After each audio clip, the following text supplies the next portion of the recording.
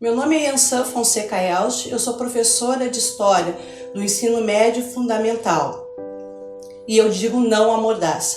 Eu sou a Carla Liebke, eu sou professora há 25 anos, eu já trabalhei na Secretaria de Educação e atualmente eu trabalho nos cursos do ensino médio. Eu trabalho com curso técnico, com curso normal e o ensino médio. Eu dou aula de literatura e língua portuguesa e eu sou contra a lei da mordaça. Olá a todos, tudo bem? Eu me chamo Juliano Torres Fraga, sou professor e sou historiador. Sou contra a escola da mordaça. Meu nome é Graziela, sou professora de Filosofia e Educação Popular da Universidade Federal de Rio Grande, do campus São Lourenço do Sul. Atualmente, pesquisadora do pós-doutorado em Educação, e eu coordeno aqui no município o Coletivo Feminista Dandaras, que tem lutado, junto com a comunidade de estudantes, pelos direitos das mulheres, denunciando as violências que as mulheres sofrem, preconceitos, também problematizando as questões de gênero, contra a homofobia, racismo, e nós não queremos ser amordaçados. Queremos direitos humanos, queremos uma sociedade justa, não a lei da mordaça. Meu nome é Thales Vieira dos Santos, eu sou advogado e eu sou contra a lei da mordaça. Meu nome é Nilson de Souza Rodrigues Júnior, eu sou advogado e eu sou contra a lei da mordaça. Oi, eu sou o Jajá, pouco conhecido como Carlos Roberto, eu sou pesquisador, faço doutorado em políticas públicas, fui educador e também pesquisador da Universidade Federal do Rio Grande, aqui do campus de São Lourenço do Sul. E sou contra a lei da mordaça. O meu nome é Isaac Alan da Silva Cruz, eu sou estudante universitário da FURG e eu sou contra a lei da mordaça. Nesse vídeo a gente vai falar um pouquinho a respeito desse projeto de lei, a gente vai ter um parecer jurídico de 2 advogados, a gente vai conversar com pesquisadores e também com professores e professoras, para falar como esse projeto afeta diretamente a nossa educação e a vida de todas as pessoas. Então, sem mais delongas, vamos lá. Acho que é importante a gente discutir de onde vem esse projeto. Esse projeto ele vem de um movimento que foi concebido por um cara chamado Miguel Najib, que ele é um advogado especialista do Instituto Milênio, que tem como finalidade disseminar alguns valores do ponto de vista valores políticos, do ponto de vista do livre mercado, Estado mínimo, elementos de ordem bem conservadora nos costumes da sociedade brasileira como um todo. E em 2009, Miguel Najib escreve um artigo que acaba comprometendo essa suposta filosofia desse movimento Escola Sem Partido. Ele escreve um artigo intitulado Promovendo os Valores do Milênio nas Escolas. Então, assim, o que a gente percebe, né, é que esse movimento ele tem ideologia e diferentemente do que o título se propõe, né, como Escola Sem Partido, ele tem uma ideologia muito clara, ele tem uma perspectiva político-partidária por trás desse movimento, justamente buscando levar a disputa política e ideológica para dentro das nossas escolas, cerceando a liberdade de expressão dos nossos educadores. Inclusive tem um determinado artigo do projeto de lei, o artigo 2º, que ele fala sobre a necessidade de atuação do poder público sobre questões que ele chama de dogmatismo e proselitismo das questões de gênero, algo do gênero. E isso, na verdade, põe um risco muito grande a questão da autonomia dos docentes, dos professores nas nossas escolas e da possibilidade de ampliar os debates nas nossas escolas. Justamente porque, primeiro, que não define nada muito claramente, né? Não fala o que é o que, não fala como é que o agente público tem que interpretar essas questões, por exemplo, né? E isso acaba comprometendo profundamente, né, alguns elementos da liberdade, né? Como é que vai ficar isso? Os alunos vão denunciar professores, vai ter um fiscal circulando nas escolas. Isso parece que nos resgata um momento que a gente já viveu no Brasil da ditadura militar, onde não tínhamos liberdades, não tínhamos plena capacidade de expressar aquilo que a gente pensava ou aquilo que nós éramos, né? É importante colocar que essa questão da discussão de gênero é muito presente, né? O movimento Escola Sem Partido, ele é um movimento que ele tem nuances de homofobia, né? ele contrapõe essas discussões de inclusão, né, e das discussões de violência em sala de aula, violência que se dá de várias formas, a violência física, psicológica, enfim, então que são importantes de se discutir no espaço de sala de aula, até porque muito mais do que a formação para a questão do exercício da atividade profissional, a escola forma cidadãos, né, e para a gente exercer a cidadania, a gente tem que ter um mínimo de tolerância, a gente tem que buscar a tolerância, a gente tem que buscar dialogar com as pessoas. É por isso que esse projeto é perigoso e ele mente, né? E ele vem de um movimento que tem praticado muita das chamadas fake news, né? Notícias falsas, que é um movimento que busca manipular a informação e ocultar inúmeras questões que são fatos, né? Que estão postos por aí. Então é bom que a nossa comunidade ela fique atenta e observe o que está acontecendo, busque se informar e não se deixe levar por esse tipo de manipulação da informação que está sendo conduzido em torno desse projeto. Quando eu escolhi essa profissão, eu escolhi por um ideal. Eu achei que eu estaria contribuindo para a formação de pessoas críticas, pessoas mais humanas, pessoas que se livrassem de todos os preconceitos, né, e que pudesse atuar dentro de uma sociedade mais justa. Na profissão que eu escolhi, que é ser professora de história, não tem como ser imparcial. Nós somos professores, nós somos humanos, nós somos pessoas críticas por natureza. A história faz com que as pessoas pensem o mundo, o espaço, o lugar onde vivem. É na abordagem da história que nós trabalhamos a questão das etnias, que nós trabalhamos os movimentos sociais. Como eu vou falar sobre Revolução Russa sem poder falar de capitalismo, falar sobre socialismo? E do jeito que estão falando dos professores, parece que a gente está pegando aquele aluno da escola, aquela tábua rasa, como se eles fossem um bando de pessoas incapazes de pensar por si mesmo e estivesse depositando coisas no seu pensar. Não é, a ideia não é essa, gente. A ideia é preparar pessoas para o mundo, pessoas mais humanas, pessoas que respeitem o outro, respeitem as diferenças, tá? A Constituição já fala disso. Esse projeto da Escola Sem Mordaça, ele é ruim, ele é pesado. Por quê? Porque ele não respeita, né, a base que é da escola, que é a questão de formar um cidadão crítico e mais humano. A Constituição fala que tem 3 pilares. Primeira coisa é formar um ser humano, uma pessoa mais humana que tem empatia pelo outro, né, que se coloque no lugar do outro.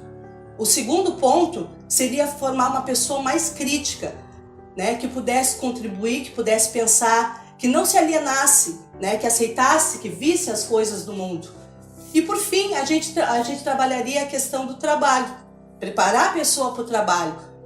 E nesse novo modelo neoliberal e com essas ideias, qual é a função que eles querem? É trabalhar uma pessoa humilde, cabeça gacha, né, que aceite os desmandos daqueles políticos mais tradicionais.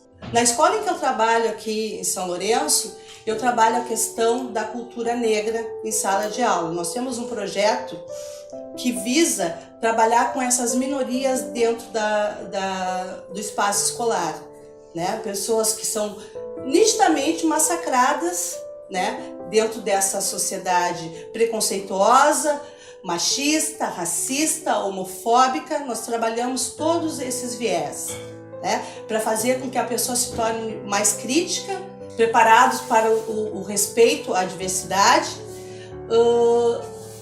que não sofram preconceito, que não se calem, que lutem pelos seus direitos, que lutem pelos seus ideais.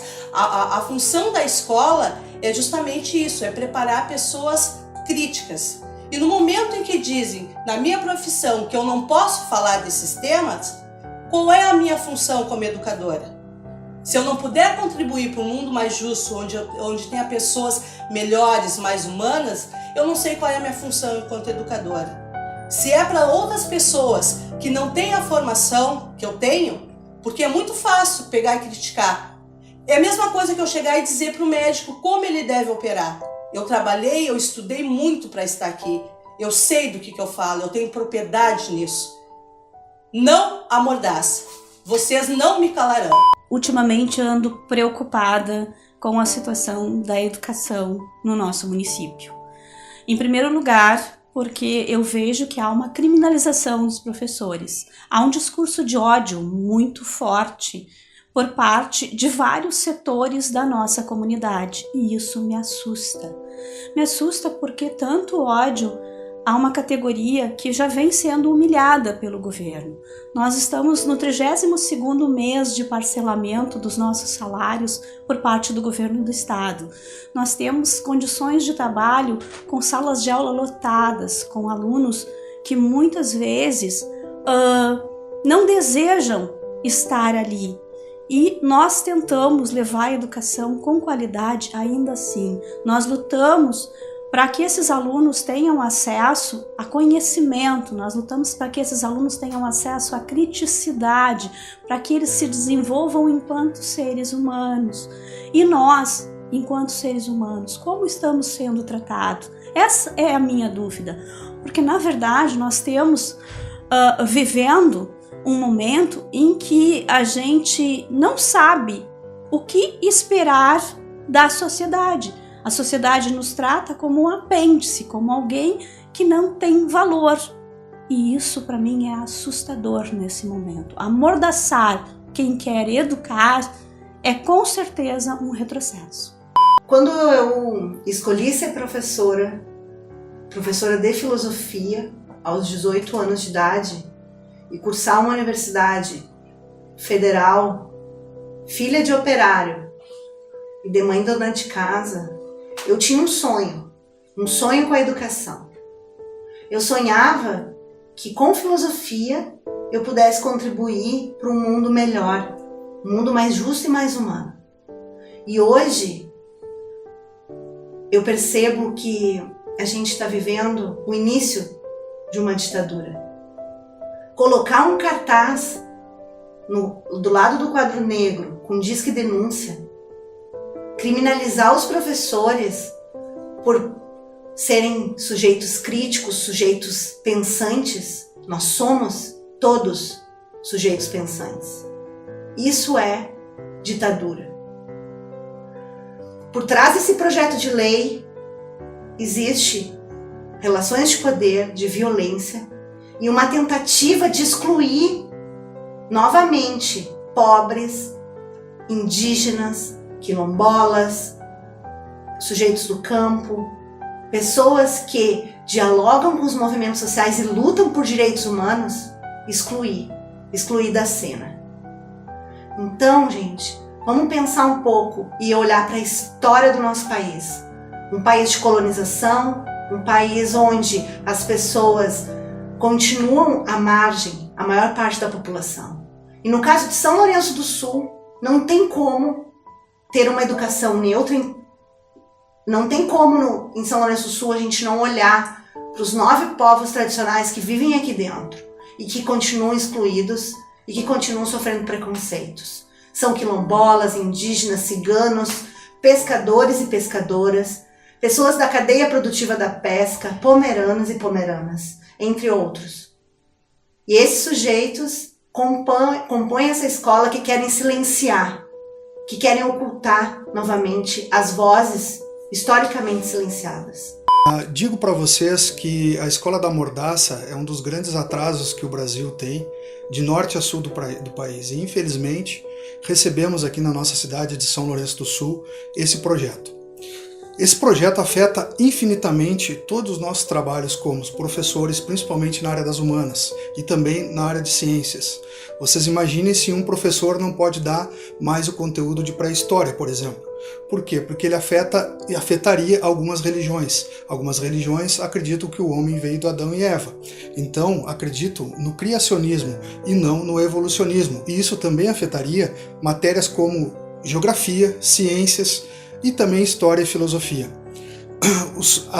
Além da humilhação de a gente ter uma placa atrás da gente, feita por uma entidade e por vereadores que não são formados em educação, em pedagogia, todo o nosso trabalho fica humilhado no sentido em que nós não conseguimos trabalhar, por exemplo, uma explicação de uma forma mais detalhada para um aluno, no qual a gente não vai conseguir adentrar profundamente sobre determinadas matérias.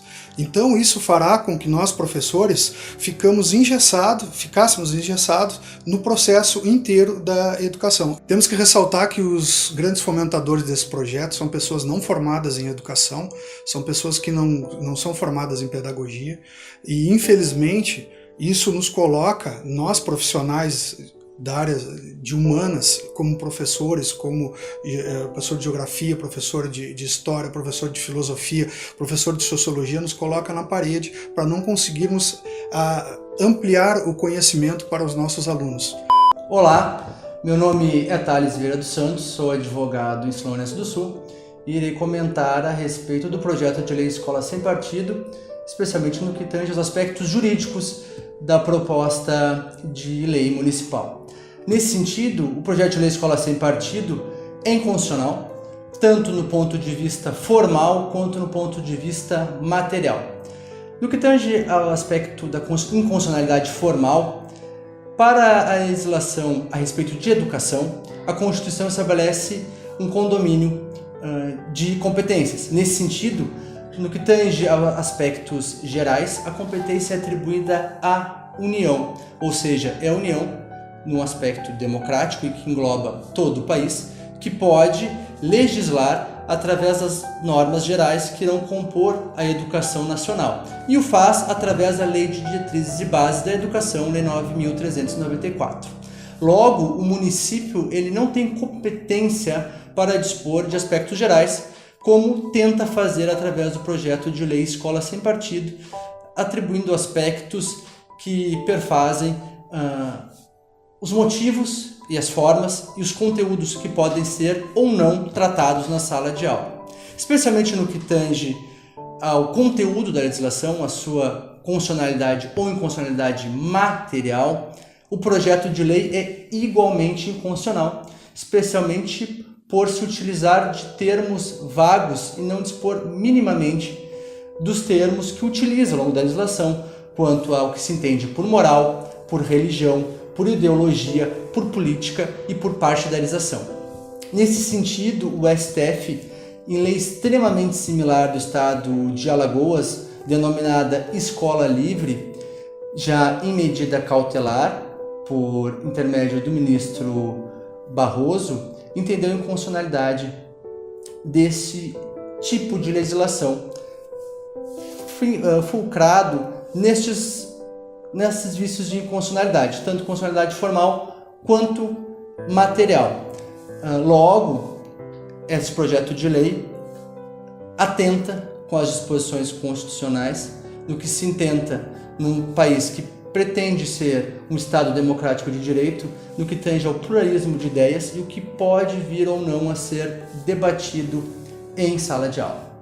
Oi, meu nome é Nilson Júnior, eu sou advogado em São Lourenço do Sul e eu quero comentar um pouco sobre o projeto de lei Escola Sem Partido aqui na cidade. Ele é um projeto que está eivado de vícios, tanto formais quanto materiais, e no aspecto material dele, ele elenca alguns aspectos de norma geral que não são competência, primeiramente, do município legislar sobre, e ele coloca de forma vaga algumas coisas que os professores, ele estabelece algumas coisas que os professores devem se ater e se abster de fazer. Isso é tóxico dentro da sociedade, porque pode limitar muito a atuação do professor dentro de sala de aula, que já é extremamente vaga sem projeto de lei, e não estabelece de forma clara até onde que vão os limites dessa atuação, de maneira que o órgão fiscalizador pode atuar da maneira que bem entender na manutenção da atuação dos professores dentro de sala de aula. Me parece estranho que a maioria das pessoas que se posicionam a favor do projeto Escola Sem Partido não são professores.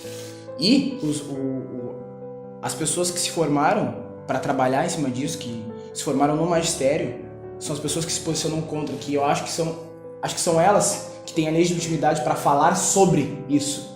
não quem não atua na área, certo? Então, além desses vários aspectos, eu acredito que esse seja um dos principais. Um aspecto material também de bastante impacto é que a Carta Magna estabelece no artigo 206, no inciso 3º, o pluralismo de ideias. E a escola ela não serve só para educar o aluno, mas também para estimular o senso crítico dele. E o projeto Escola Sem Partido vai ceifar isso. Vai tornar os alunos seres alienados, e isso é interessante para o Estado, porque o Estado consegue manipular eles de maneira mais fácil assim.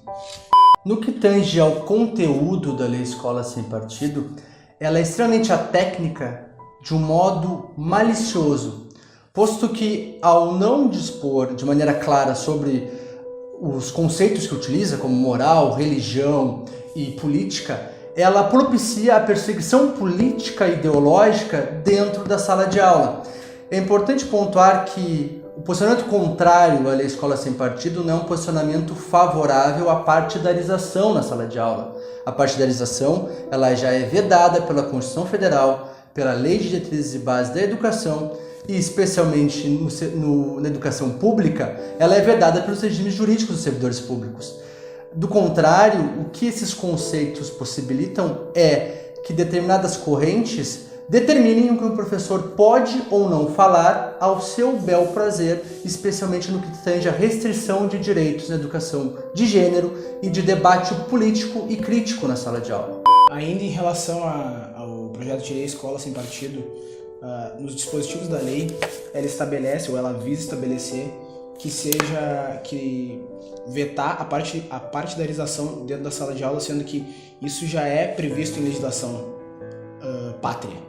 Então, tu externar que o projeto de lei Escola Sem Partido visa a exterminar com essa partidarização é chover no molhado. Muito pelo contrário, o movimento que tenta viabilizar esse projeto se autodenomina apartidário, sem ideologia, mas não, muito pelo contrário, ele é ideológico a partir do momento que ele quer deixar vago até onde vai a atuação do professor, para poder, dessa maneira, perseguir politicamente os professores dentro da sala de aula. Ou seja, isso é limitar muito a atuação deles, de maneira a deixar de maneira a não estimular mais o senso crítico do aluno e a capacidade dele de se posicionar ou não sobre determinadas questões, como de gênero, como política, como religiosas. E isso seria jogar a educação num limbo. E não há dúvida que o projeto de lei Escola Sem Partido constitui-se numa lei da mordaça. Na justificativa do projeto de lei, ela é explícita no que tange à inexistência da liberdade de expressão do professor, no que tange o desenvolvimento da liberdade de ensinar. Ela veda, de maneira taxativa, um direito arduamente conquistado pela sociedade e que constitui-se em basilar numa democracia, no que tange a possibilidade de expressar a sua opinião de maneira clara e sem sofrer nenhuma perseguição. Em relação a uma lei que se diz apartidária, me parece estranho que em pleno século XXI, num país que se diz viver o Estado Democrático de Direito, a gente ainda tenha que debater uma lei que é explicitamente antidemocrática e com certeza não é apartidária. É muito importante que eu reforce aqui para vocês o quão essencial é que vocês compartilhem esse vídeo com todas as pessoas que vocês conhecem, para que se passe realmente uma conscientização sobre do que se trata esse projeto, sobre do que ele fala, sobre como ele afeta não apenas a vida do professor, mas a vida de todas as pessoas, a vida da nossa educação aqui no Brasil. Então eu peço aqui encarecidamente, em nome da nossa educação, que vocês compartilhem esse vídeo e nos ajudem a conscientizar a toda a nossa população.